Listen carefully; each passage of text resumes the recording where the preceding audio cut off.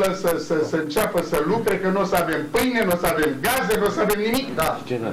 Și în primul rând să punem rânduială în treaba asta cu activitatea economică, să se muncească peste tot, că altfel clacăm în 3 săptămâni. În 3 zile clacăm. Așa. Dați un scaun acolo. Așa. Stănică. Ia pe toate ministerele. Ia în primul rând construcția de mașini, care ce clasă muncitoare puternică. Să-ți dea numerele de telefon de la toate uzinele astea mari, eu vorbesc cu ei. Ascultați-mă puțin. Eu lucrez la GIG, ce se face la... Instituie acest colectiv și să se transmită la televiziune treaba asta. Moțiunea respectivă.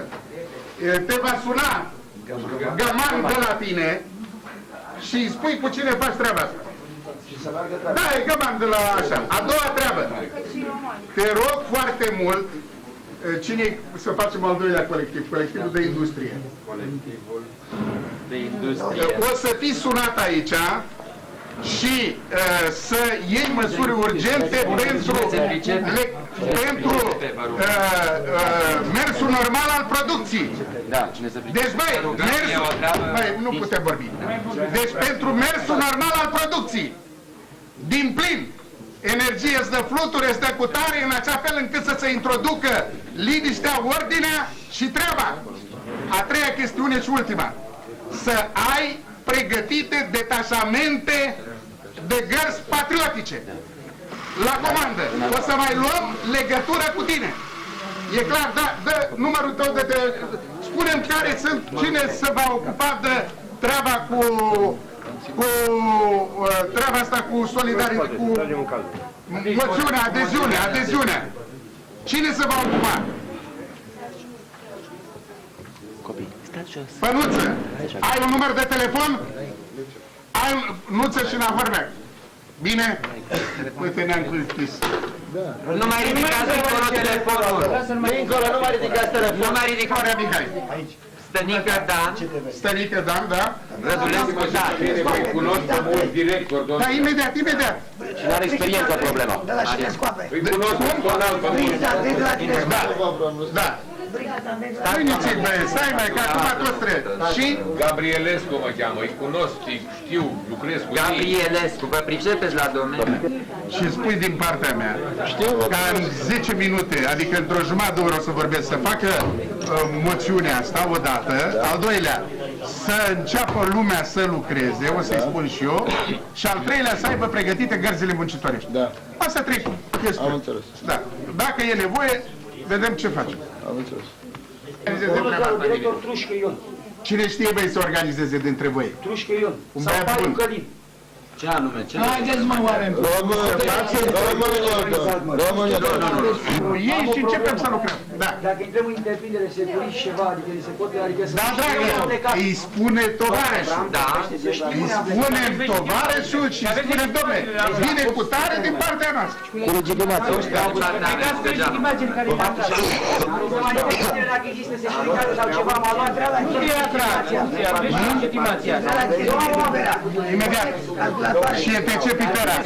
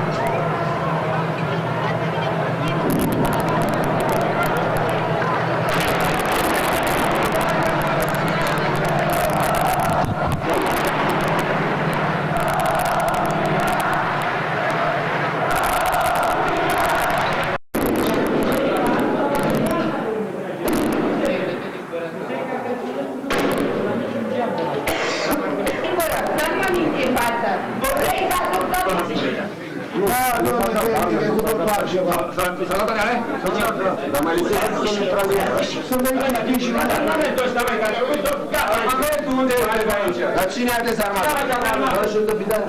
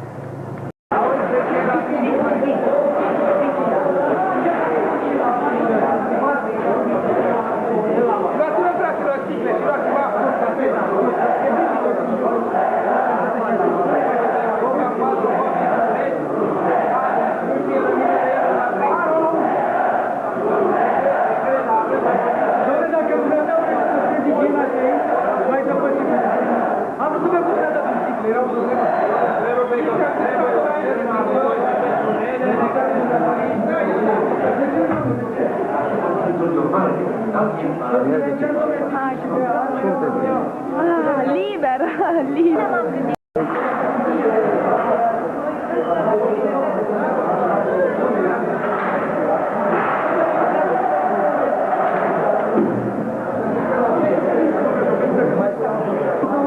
A venit regimentul de gardă, comandantul regimentului de gardă, 100 de oameni. Toți școala Cernat este aici. Ce trebuie dacă comandamentul e aici? Înțelegeți, nu trebuie să tragem aiurea. În pavilionul din față sunt civili. Da, sunt limitați. Nu trebuie să tragă.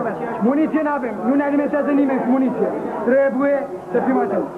Dați puțin să vă spun ceva. Legătura cu președintele Iliescu și cerem să dea dispoziție să mă aducă muniție. Domnule, luați muniție. Bine, muniție. Datorul general nu mai este aici. De la Oltenița, fraților, degeaba vine taburile. Are 762 mitralieră și 14 brugăciuni. Asta merge cu 762, scurt, nu-i bun. Sunt de-a noastră. E un tab în spatele palatului care nu mai are muniție. M-a ascultat puțin. Am dat telefon, locotenentul care pe tab a dat telefon la unitatea de pe Oltenița și a zis comandantul că trimite foarte bine. Da, domnule, dar de ce stau oamenii la pereți? De ce? Poștenii unde sunt? Colegii mei sunt unitatea națională. De ce nu a venit și ei? De ce nu au venit și ei? De ce nu au venit și ei? De ce nu au venit și ei? Nu așa, nu te faci așa. Lasă-i că nu. Arăta e noastră, dar nu le dăm. Avem multă bune acolo. De unde e arma asta? Mai om. De aici. Asta trasă era roșie. După terase, după amândouă. Ce doriți?